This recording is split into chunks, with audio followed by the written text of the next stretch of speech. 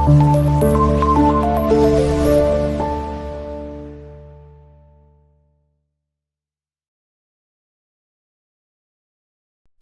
உறவுகளுக்கு வணக்கம்.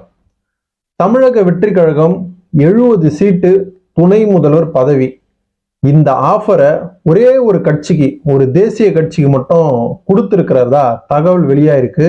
அது என்ன கட்சி, எதுக்காக இந்த ஆஃபரை கொடுத்துருக்காங்க அப்படின்னு சொல்லிட்டு தான் நாம இந்த காணொலியில பார்க்க போறோம்.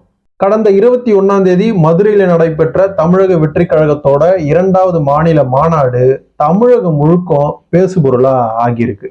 இந்த மாநாட்டில் தமிழக வெற்றி கழக தலைவர் விஜய் அவர்கள் ரொம்ப பேசலனாலும் அவர் பேசின பேச்சு எல்லா அரசியல் கட்சிகளும் எல்லா அரசியல் தலைவர்களும் விஜயை விமர்சிக்க ஆரம்பிச்சிட்டாங்க. விஜய் ஒரு பக்கம் நம்ம மாநாட்டுக்கு 10 லட்சம் பேர் கூட்டிட்டாங்க, எப்படியாவது இந்த வாட்டி 2026 தேர்தலில் நம்ம ஆட்சியை பிடிச்சிருவோம் அப்படிங்கிற ஒரு சந்தோஷத்துல இருந்தாலும், மற்ற கட்சிகள் விஜயை பார்த்தோம், விஜய்க்கு கூடின இந்த கூட்டத்தை பார்த்தோம் கொஞ்சம் கலக்கத்துல தாங்க இருக்கு. என்னடா இது, மதுரை மண்ணிலேயே விஜய் இவ்வளவு பெரிய கூட்டத்தை கூட்டிட்டாரே, 2026 தேர்தலுக்குள்ள இவர் என்னெல்லாம் பண்ண போறாரு அப்படின்னு திமுகவும் பாஜகவும் ஏடிஎம்கேவும் விஜய் மேல ஒரு கண்ணு வச்சுக்கிட்டு தான் இருக்கு. இந்த மாநாட்டுல விஜய் திமுகவையும் பாஜகவையும் கடுமையா விமர்சிச்சாரு. அது மட்டும் இல்லாம அதிமுகவை விட்டு வச்சிருவாரு அப்படின்னு பார்த்தோம்னா அதிமுகவையும் விட்டு வைக்கல, அவங்களையும் விமர்சிச்சு இருக்காரு. அதே போல கேப்டன் விஜயகாந்த் அவர்களையும், அவர் எங்க அண்ணன், அவரு கூட பழக நிறைய நேரம் கிடைச்சது, அவர் வழியில தான் நானும் அரசியல் செய்ய போறேன் அப்படின்னு சொல்லிட்டு ஒரு பகிரங்க ஒரு பேச்சா பேசியிருக்காரு. இந்த பேச்சு தான் தமிழக அரசியல்ல ரொம்பவே பேசுபொருளா ஆகிட்டு இருக்கு. சரி, இந்த மாநாட்டுல யாரு கூடயாவது கூட்டணி வச்சிருவாரு, கூட்டணிக்காக அறிவிப்பை வெளியிடுவாரு அப்படின்னு பார்த்தோம்னா அறிவிப்பை வெளியிடல.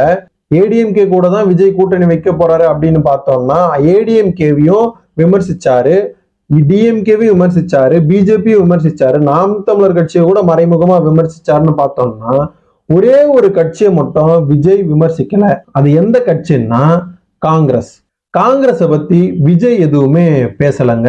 அது மட்டும் இல்லாம இந்த மாநாட்டுக்கு முன்னாடியில இருந்தே ராகுல் காந்தியை சந்திக்கிறதாகவும் ராகுல் காந்தி இந்த மாநாட்டுல கலந்து கொள்றதாகவும் நிறைய தகவல்கள் வெளியாச்சு. ஆனா அது எதுவுமே நடக்கல. இந்த மாநாட்டிலையும் காங்கிரஸை பத்தி எதுவும் பேசல.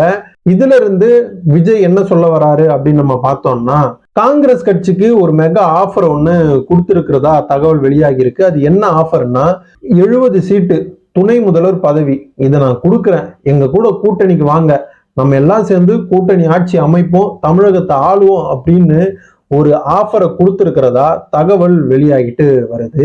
இதே மாதிரி காங்கிரஸ் கட்சியும் டிஎம்கேல இருக்க கூட்டணியில அதிருப்தியில இருக்கிறதா தகவல் வெளியாகுது. என்ன அப்படின்னு பார்த்தோம்னா, எப்ப தேர்தல் நடந்தாலும் காங்கிரஸ் கட்சிக்கு ஒரு 20 சீட்டு, ஒரு 25 சீட்டு தான் டிஎம்கே ஒதுக்குது. ஆட்சியில பங்கு வேணும்னு சொல்லிட்டு காங்கிரஸோட முழக்கமா இருக்கு. இந்த முழக்கத்துக்கு டிஎம்கே செவி சாய்க்குமா அப்படின்னு பார்த்தோம்னா நிச்சயமா கிடையவே கிடையாது. அதனால காங்கிரஸ் கட்சி என்ன ஒரு முடிவுல இருக்காங்கன்னா, டிஎம்கே கூட்டணியில 50 சீட்டு கேட்போம், ஆட்சியில பங்கு கேட்போம், கொடுத்தா டிஎம்கே கூட்டணியில இருப்போம், அப்படி இல்லையா 70 சீட்டு வாங்கிட்டு ஆட்சியில பங்கு கொடுக்குறன்றாரு, துணை முதல்வர் பதவி கொடுக்குறன்றாரு, தமிழக வெற்றி கழகத்துக்கு நம்ம பறந்துருவோம் அப்படிங்கிற ஒரு ஐடியால இருக்கிறதா தகவல்கள் வெளியாகுது. இதுக்கு முன்னாடி சமீபத்துல நடந்த ஒரு காங்கிரஸ் மீட்டிங்ல காங்கிரஸ் நிர்வாகி ஒருத்தர் என்ன சொன்னாருன்னா, ஆட்சியில பங்கு கொடுத்தா கொடுங்க, இல்லையானா நாங்க தாவேக்காக பறந்துருவோம் அப்படின்னு பகிரங்கமாவே புது மேடையில சொன்னாரு. தமிழக வெற்றி கழக பொதுச் செயலாளர் ஆனந்த் புதுச்சேரியில இருக்கக்கூடிய காங்கிரஸ் முக்கிய நிர்வாகி கிட்ட பேச்சுவார்த்தை நடத்தியிருக்காரு. 70 சீட்டு துணை முதல்வர் பதவின்னு இந்த முதற்கட்ட பேச்சுவார்த்தை நடந்திருக்கிறதா தகவல் வெளியாகுது. இப்படி காங்கிரஸ் கூட ஒரு பக்கம் பேச்சுவார்த்தை போயிட்டு இருக்குது அப்படின்னு சொல்லப்பட்டாலும் தேமுதிகவும் விஜயோட கூட்டணி வைப்பாங்க அப்படிங்கிற ஒரு தகவல் வெளியாகுது. ஏன் அப்படின்னா, மாநாட்டுல விஜயகாந்த் அவர்கள் எங்கள் அண்ணன், அவர் வழியில தான் நாங்க அப்படின்னு சொன்னாரு. அந்த பேச்சுக்கு பிரேமலதா விஜயகாந்த் என்ன சொன்னார்னா, அவரு கேப்டனை அண்ணனை ஏத்துக்கிட்டா அவரும் எங்களோட தம்பி தானே, எங்க உறவு இப்ப கிடையாது, அப்பத்துல இருந்தே இருக்கு அப்படிங்கிற மாதிரி பேசினாங்க. இதன் மூலியமா தமிழக வெற்றி கழகத்துக்கும் தேமுதிகவுக்கும் ஒரு டீலிங் போகுது அப்படின்னு அரசியல் வட்டாரங்கள் தெரிவிக்குது. மேலும் பாமக கூடயும் தமிழக வெற்றி கழகம் கூட்டணி வைக்க போகுது அப்படின்னும் பேசப்பட்டு வருது. யாரு கூட தான் தமிழக வெற்றி கழகம் கூட்டணி வைக்க போது? காங்கிரஸ் டிஎம்கே கூட்டணி இருந்து வெளியே போகுமா? தேமுதிக, பாமக, காங்கிரஸ், தமிழக வெற்றி கழகம் இந்த கூட்டணிகள் சேர்ந்து 2026 தேர்தலை சந்திக்குமா இல்லையான்னு சொல்லிட்டு நம்ம பொறுத்திருந்து தான் பார்க்கணும்.